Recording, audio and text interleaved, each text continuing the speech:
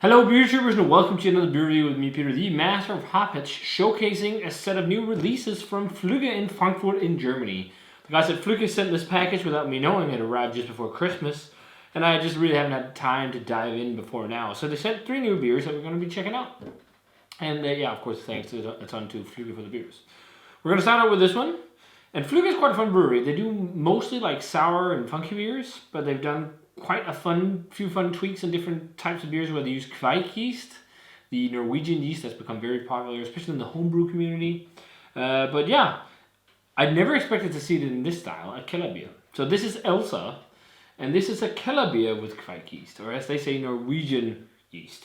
It's 4.8%, and it's brewed with a historic malt called Chevalier malt and Hallertau hops. And the Hallertau hops are Tradition and Kalista. Kalista is a more newer hop, as far as I remember. It's quite nice. 4.8%. It's been a long time since I've had a Kellerbier, but I can't remember the last time I had one that was not fermented with regular lager yeast. So it'll be interesting to see what Kveik's done. Like, I think with Kveik, a lot of people like because it's so fast and dries out super quick and whatnot. We'll see how this is. So pours a dark copper color. It looks like the darker Kellerbiers. Kellerbiers and Zwickelbiers in Germany can vary a lot in color. They can be pin bright. They can also be more like this rust orange color. It really depends on the producer because there's really a set of rules. Like a Pilsner is always quite bright, for example, and same with the Helles, and Munich Dunkel is always fairly dark. They span in a wide array of colors. But yeah, it's like this slightly rust orange color. It's got a white head. Let's check out the aroma here on Elsa. Yeah, it's definitely more of a malt-centric Kellerbier. Actually, what's interesting is that, you know, even though it's Kveik yeast, I'm not smelling much in terms of like, you know, esters and things like that. But that's probably because it ferments so fast. I've heard that people use it a lot for like New England IPAs and things like that too. But yeah, it's got like a lot of butterscotch toffee notes and like caramel and toasty malt. Definitely smells like a malt-centric Kellerbier, but there is maybe a generic fruitiness that could come from Kalista hops, but it could also be, you know, the Kveik yeast. But let's give it a taste, guys. Cheers and thanks to Flügge for the beers.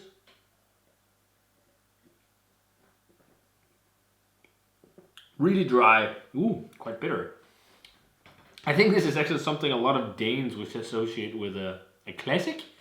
It has like that like caramel malt and snappy kind of malt flavor, like bready and biscuity. Then it's dry, like a little bit of toffee vibes too, and then there's a hint of like a citrus vibe, which I think is Kalista, and then definitely a lot of spiciness. And what I like, it actually has a good amount of bitterness. I just reviewed 2 attempts at making lagers that did not have that substantial bitterness. This has a bit more, and a bit more depth because it also has like earthiness from the hops, but interesting with the Kveik. I mean, there is like a fruitiness, almost like you'd associate with maybe like hoppy brown ale or something like a generic darker fruit flavor. Not all the way in like really jammy dark fruit or anything. Just a little bit of like an interesting fruit flavor. I think it could be from Kveik. I'm not entirely sure. Definitely a tweak and not exactly traditional take on a Kellerbier, at least what's being brewed by most brewers in Germany. But it's pretty decent. It's not, you know, when I have Kellerbiers, I prefer them more bright. Like this nutty butterscotch toffee caramelly malt flavor. I usually don't like it in lagers. If I want that, I want to go full on and, you know, drink barley wine, or if we're talking lagers, you know, Doppelbocks. Not half bad though. So let's move on to the next one, a sour IPA called Gräg. Sour IPAs used to be all the rage, if you guys remember. A lot of brewers did these with, you know, Brennmeises and all kinds of things like that. I remember Anchorage and Mickler's Invasion IPA, that was really good. But this one is 6.3%, and it's a sour IPA made with lactic bacteria and Kveik yeast, and they hopped it with Citron Chinook. So slightly old school choice of hops with the Chinook there. It will be interesting to see how this is, because pouring out it looked like New England IPA-ish, because it's really, really hazy. I mean, look at that. But very dark brown, much darker than I expected. Thing is, let's see, it's made with water, barley malt, wheat malt, but also rye. Huh. That might be where they got the color from. This one's also made with rye, but just regular barley malt. But that's maybe where a lot of that spicy, rustic malt flavor comes from, and not just, you know, darker Pilsner malts. Interesting. Or it could also be partly the Chevalier malt. But yeah, it's usually when I get an IPA that's this kind of color, I'm scared it will be malt centric. But this is a sour IPA, so usually you get more leverage, so to speak, when you do this kind of IPA style. It's been a long time since I had one, so let's check out the aroma. Yeah, lactic sourness, and it smells really freaking old school. When did they do this? Oh, yeah, okay. I got this in December, and this was released on the 29th, or bottled on the 29th of August. Or no, September. So it's not exactly dead fresh. But again, there's a lot of like leg room for beers like this. The sour IPAs, you know, because they have funkiness sometimes and whatnot, you don't have to drink them exactly fresh. But yeah, it's like very old school, earthy, like almost like topsoily hop character. There's a bit of citrus. Then there's like this lactic, almost like lemon curd or something like. There's like this lactic-y, sour lemon curdy aroma. And then definitely also a good kick of spiciness. Again, rye malt. And it's a bit of sweet malt. Let's try it. Cheers.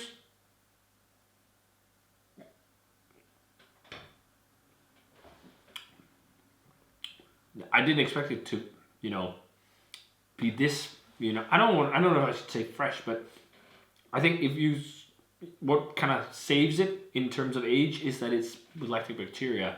That kind of, you don't really pick up on aged or older hop flavors. Usually for me, this long in terms of age is too much for IPAs, but again, with sour IPAs and Brett IPAs and stuff like this, you can definitely go longer, and you can get some really cool flavors from the Brettanomyces. It would be really fun if they put something like that in here, but it's just lactic bacteria. But you know, it is pretty much what it is. It's a slightly hoppy, slightly grapefruity, earthy, resiny sour beer. It's hazy, but it doesn't really remind me of a New England IPA. It's not like overripe and super fruity and juicy. I mean, there's a lot of citrus, but that's also because of like the tart lactic flavor boosts that just lemony citrus flavor. Yeah, I'd say these are pretty decent, these two. I'm not crazy fired up about them. I think some of the other Flügge stuff I've had, I've preferred much more than these two. And they're definitely not bad beers. I'm just not that excited about them. You know, I think I definitely prefer the Kellerbier over the sour IPA, but it's just, you know, nowadays if I drink IPA, it has to be like, I don't really drink IPA that often anymore. I kind of got sick of the style, but it has to be like really dope West Coast IPA or really dope, really well-made hazy IPA. That's kind of what I want if I drink IPA nowadays. And most of the time, if I'm out, I'll go for a West Coast IPA, unless it's like really, really, really good, like a New England IPA. I know it's really dope. Otherwise, I drink like lagers or stouts. But you know, palates change. So this one will be the one I'm looking forward to the most. This is Lüc, their Imperial Oud Bruin. Oud Bruin was a style I used to adore back in the day. The Rodenbach Grand Cru and Rodenbach Vintage and Cocktail Rouge were some of my favorite beers back in the day. So it's fun to see this. This is 10% Imperial Oud Bruin, and it says it's malty, it's sour with yeast from Flanders and also Brettanomyces, and it's been aged in wine barrels. They also use rye malt in this and also some candy syrup. But it looks exactly like the style, you know. It's that slightly reddish brown mahogany color. And it smells really nice. It smells exactly like you want. It definitely leads my mind to a Rodenbach. It has like this big time balsamic vinegar flavor. And that's a combination of all the lactic bacteria and whatnot, but also the aging in wine barrels that gives that like balsamic vinegar profile. Lots of caramel, some toffee notes, also like hints of like cherries and caramel. I don't know in terms of funkiness, I don't think it's really funky. Often this kind of style beer doesn't have Brettanomyces, it's just like lactic bacteria. There could be Brettanomyces of course in the barrels and whatnot, but often what you get is like mostly a lactic sour expression, and that's also what I'm smelling right now. But it smells good. Definitely the best aroma of the bunch, and I love that vinous quality to it. Dry, like robust viniousness, if you can say that. Let's give it a taste. Cheers, guys.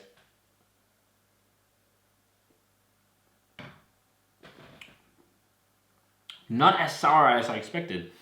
It often varies a lot from Oud Bruin to Oud Bruin, how sour they are. This one is not crazy. It's like a medium sourness, that lactic sourness, really nice oak character. There's almost like a cinnamony vibe for me on there as well. It has like this, almost like corky, woody flavor, and then lots of balsamic vinegar. Caramel and toffee maltiness, some dark fruit, a bit of sweet caramelized sugar, like creme brulee-esque flavor. I know a lot of people who like sour beers. This is one of their least favorite types of sour beer. Before I got really into lambic, Flanders, Oud Bruin, and Flemish Reds were my favorites. I remember having my first Flemish Oud Bruin. It wasn't a Oud Bruin. It was like one with a weird label that was like red on the top half and then like white on the bottom. There was like barrels on it. I forget the name of it, but that was like my first. I was like, wow, this is so unique. But yeah, it reminds me of drinking stuff like that, you know. Oud Bruin and all these quite famous Flemish beers with the red wine quality and everything. That's definitely my favorite. The most robust of the beers and the most complex. It's also 10% beer. That's also why you can also kind of taste it. There was a bit of alcohol on the nose, but nothing crazy. But yeah, otherwise a very nice interpretation of a Flemish Red or Flemish Oud Bruin. And I really like that they put it in wine barrels. So ratings on these. Yeah, they're pretty nice beers. I'm not like crazy fired up about any of them. It's not styles I seek out a lot anymore. Except for actually Kellerbiers, but that's usually more classically brewed, I guess, if I seek them out, or just like the more pale ones. But definitely my favorite are these two. This is my least favorite. Ratings, I think we'll go like an 85 on the Kellerbier, and 88, 86 on the Oud Bruin, and then like an 82, maybe an 80 on the IPA. I'm not that keen on the IPA here. I think it's just, you know, it's all right. It's decent beer. All of them are decent beer. No flaws or anything. It's just like, it's just not the kind of beer I want to drink really. It's like, it tastes like slightly old school IPA, soured. And then it doesn't, you know, it doesn't have like a vibrant singing hop character really. The big thing is just like lactic sourness, at least for me. But decent beers. It's been a while since I tried another Flügge beer. I think one of my favorites was the Frank and Feel. Those were quite nice. Feel and Frank, I think those was the names. But this one is also a contender to one of my favorite beers from these guys. So yeah, if you have a chance to try Flügge, definitely check them out. They're from Frankfurt in Germany. One of the few breweries in Germany now making sour beers and you know, non-traditional stuff, which is really cool. As they say, naturtrübes beer right here in the bottle. If you guys had a chance to try either of these, let me know what you thought of them. As always, remember to comment, subscribe to the Facebook fan page and Twitter and Instagram. Give it a thumbs up if you enjoyed it. And thanks a ton to Flügge for the beers. And I'm going to say cheers and see you guys in another beer review.